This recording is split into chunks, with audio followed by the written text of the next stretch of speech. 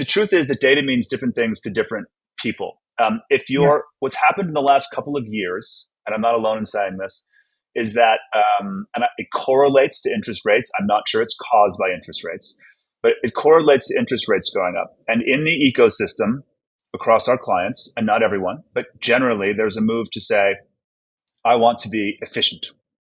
Hmm. And what they mean by efficient generally is ROAS, return on ad spend, or ROI, return on investment, or CAC, customer acquisition cost, or CPL, cost per lead. Like they generally mean some version of like spend the least to get the most.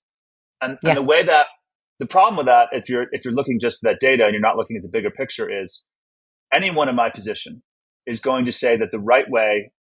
This is not a unique opinion I have here. The fastest way to get someone the best return on investment, ROI, CAC, CPL, is to focus on selling to existing customers again.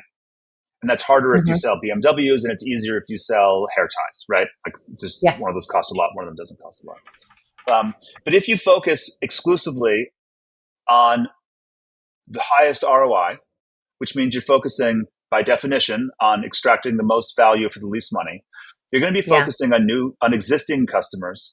And what that means is eventually you're going to have no new customers and you're going to be in a death spiral. You're going to be so efficient that you're going to efficient yourself right out of business. And it's like, Yeah. I say that not glibly, like it happens.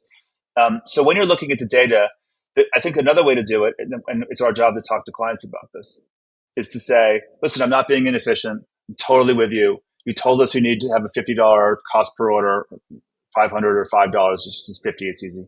You told us you needed a $50 cost per order, and we're at 49, and that's great.